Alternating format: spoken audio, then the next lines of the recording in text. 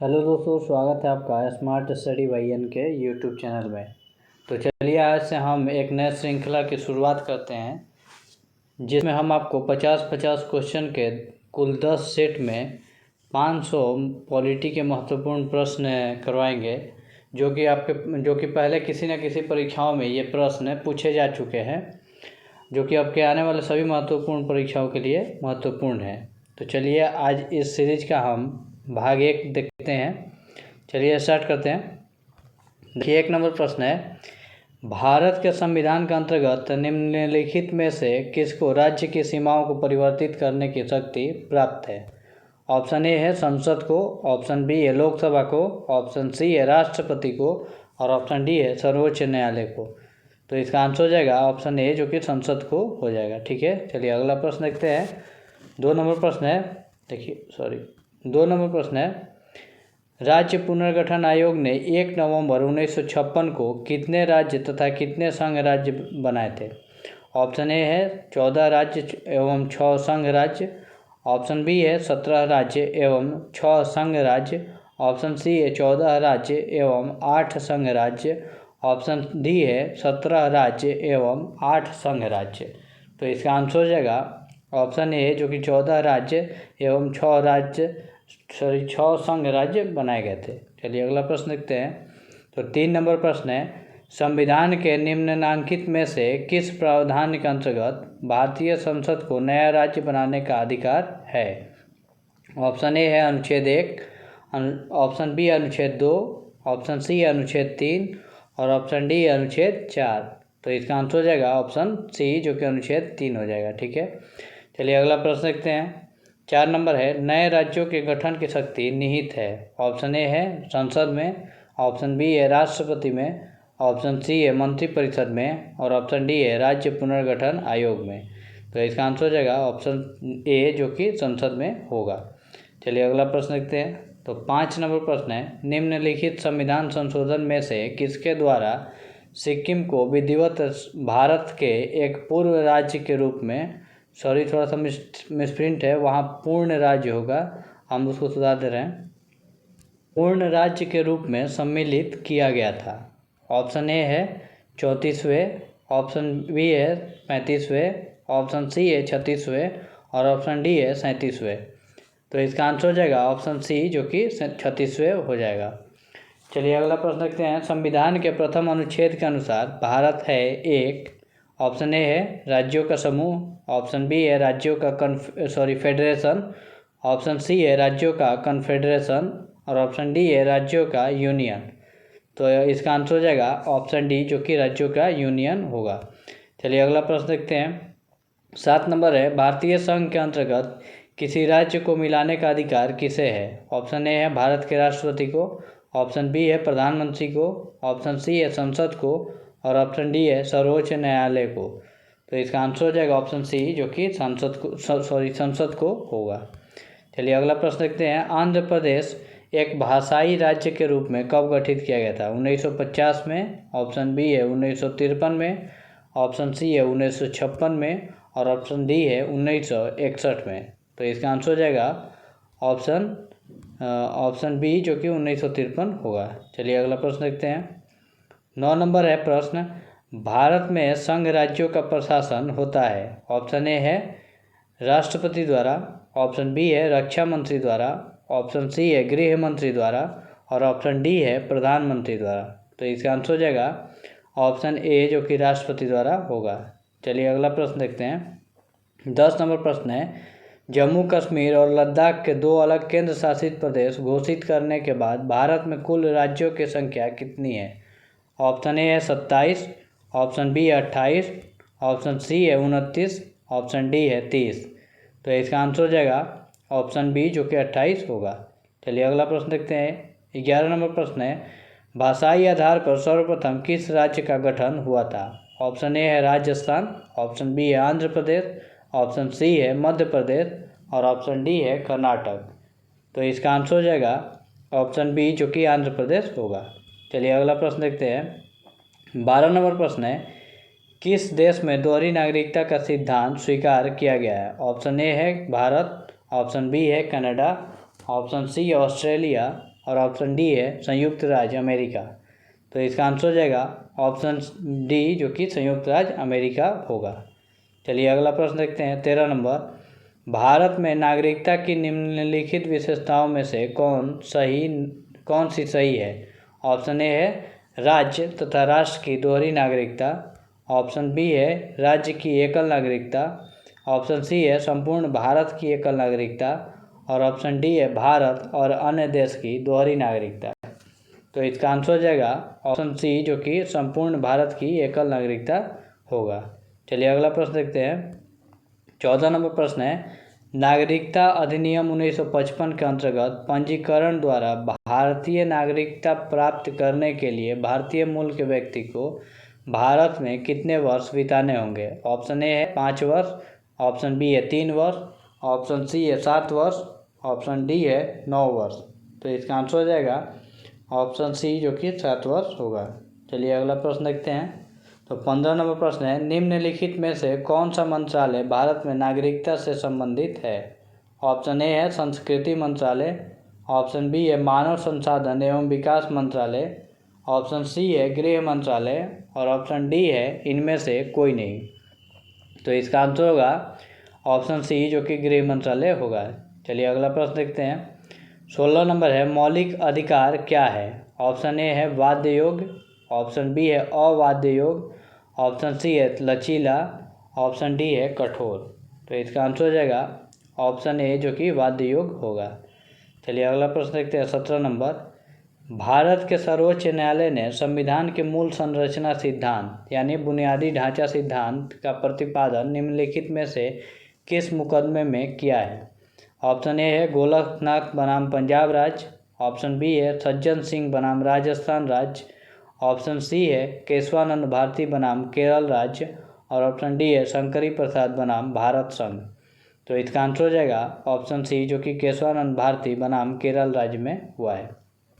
चलिए अगला प्रश्न है 18 नंबर, निम्नलिखित में से किसी एक को नागरिकों के मौलिक अधिकार का रक्षक तथा भारत के संविधान का अभिभावक माना जाता है? ऑप्शन ए है संसद, ऑप्शन बी है महान्यायवादी, ऑप्शन सी है सर्वोच्च न्यायालय, और ऑप्शन डी है राष्ट्रपति। तो इसका आंसर हो जाएगा ऑप्शन सी, जो कि सर्वोच्च न्यायालय होगा। चलिए अगला प्रश्न देखते हैं। तो 19 नंबर है, भारतीय संविधान का निम्नलिखित में से कौन सा अनुच्छेद यह निर्धारित करता है कि राज्य कोष से संपोषित कुओं, तालाबों तथा स्नान घाटों का प्रयोग करने से किसी भी नागरिक को वंचित नहीं किया जा सकता? ऑप्शन ए है अनुच्छेद 14, ऑप्शन बी है अनुच्छेद 15, ऑप्शन सी है अनुच्छेद 16, और ऑप्शन डी है अनुच्छेद 17। तो इसका आंसर हो जाएगा ऑप्शन बी, जो कि अनुच्छेद 15 हो जाएगा। चलिए अगला प्रश्न देखते हैं 20 नंबर है, संपत्ति के मौलिक अधिकार को कब समाप्त कर दिया गया? ऑप्शन ए है 1978 में संविधान के 44वें संशोधन द्वारा, ऑप्शन बी है 1982 में संविधान के 46वें संविधान संशोधन द्वारा, और ऑप्शन सी है 1973 में संविधान के 31वें संशोधन द्वारा, ऑप्शन डी है इनमें से कोई नहीं।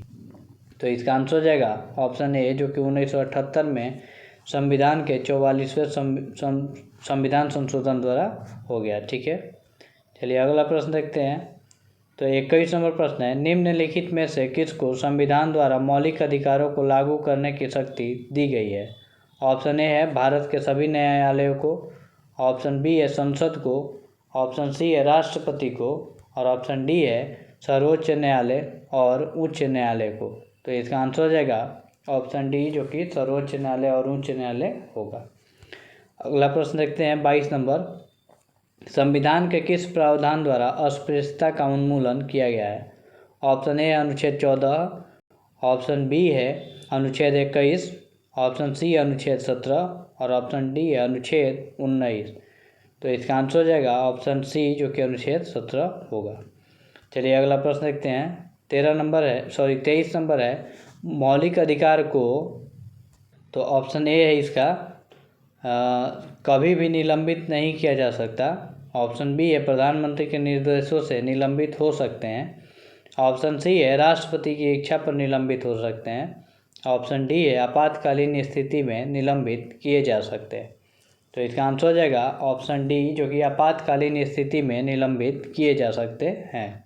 ठीक है, चलिए अगला प्रश्न देखते हैं। तो 24 नंबर प्रश्न है, वर्तमान समय में भारतीय संविधान के अंतर्गत संपत्ति का अधिकार है। एक, ऑप्शन ए है मौलिक अधिकार, ऑप्शन बी है वैधानिक अधिकार, ऑप्शन सी है नैतिक अधिकार और ऑप्शन डी है उपयुक्त में से कोई नहीं। तो इसका आंसर हो जाएगा ऑप्शन बी, जो कि वैधानिक अधिकार होगा। चलिए अगला प्रश्न देखते हैं 25 नंबर। भारतीय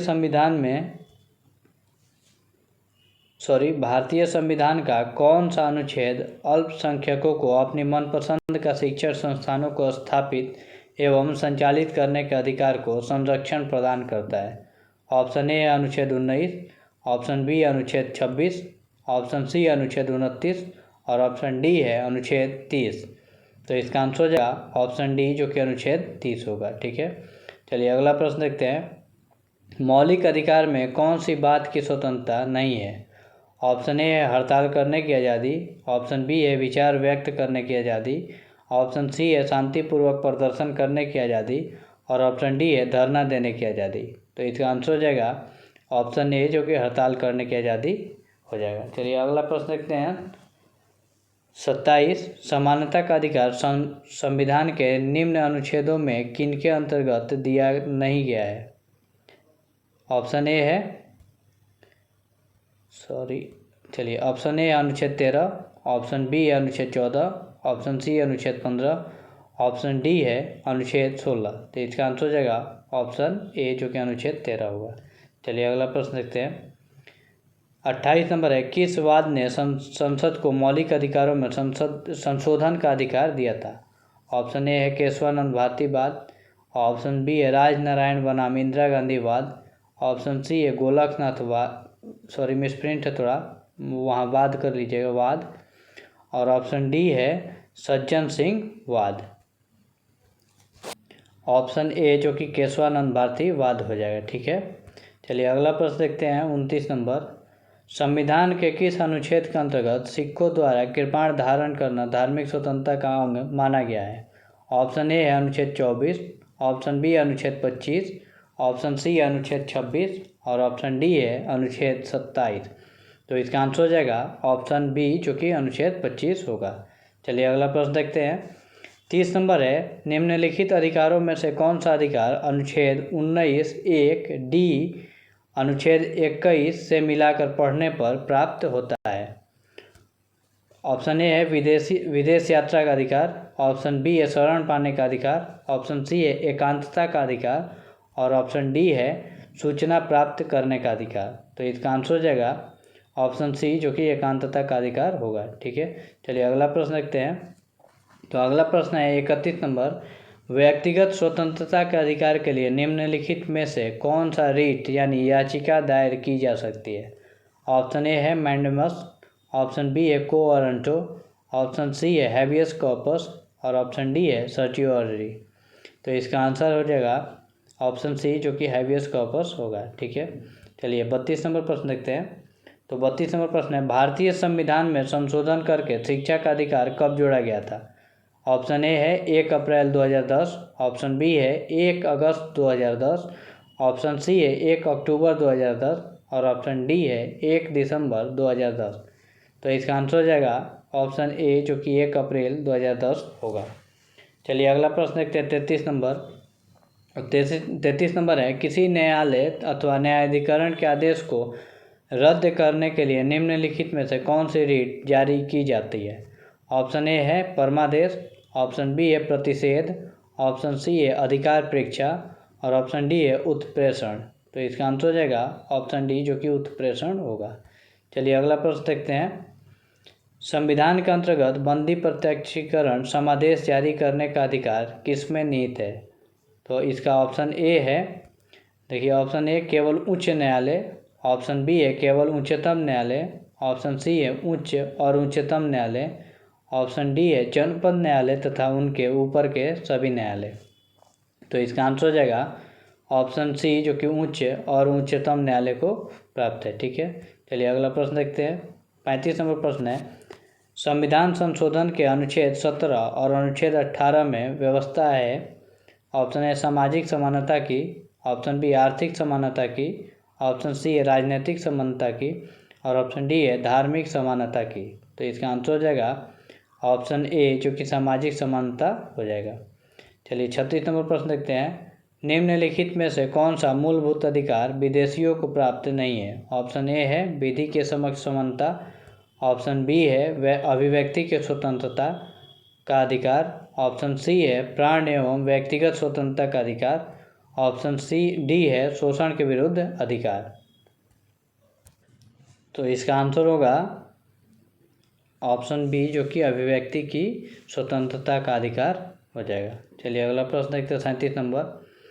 भारत का संविधान स्पष्ट प्रेस की आज़ादी की व्यवस्था नहीं करता है, किंतु यह आज़ादी अंतर्निहित है अनुच्छेद में।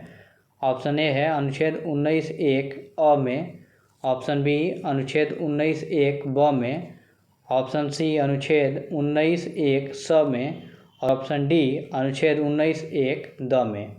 तो इसका आंसर हो जाएगा ऑप्शन ए जो कि अनुच्छेद 19(1) अ में होगा। चलिए अगला प्रश्न देखते हैं। निम्नलिखित अनुच्छेदों में से किसी एक को डॉक्टर भीमराव अम्बेडकर द्वारा संविधान का हृदय एवं आत्मा कहा गया था? ऑप्शन ए अनुच्छेद 14, ऑप्शन बी अनुच्छेद 25, ऑप्शन सी अनुच्छेद 29 और ऑप्शन डी है अनुच्छेद 32। तो इसका आंसर हो जाएगा ऑप्शन डी जो कि अनुच्छेद 32 होगा। चलिए अगला प्रश्न देखते हैं। 6 वर्ष की आयु से 14 वर्ष की आयु के बीच के सभी बच्चों को शिक्षा का अधिकार ऑप्शन ए है राज्य के नीति निर्देशक सिद्धांतों में सम्मिलित है, ऑप्शन बी है मूल अधिकार है, ऑप्शन सी है संवैधानिक अधिकार है और ऑप्शन डी उपयुक्त में से कोई नहीं। तो इसका आंसर हो जाएगा ऑप्शन बी जो कि मूल अधिकार है। अगला देखते हैं 41 नंबर है। मौलिक अधिकारों में संशोधन करने में कौन सक्षम है?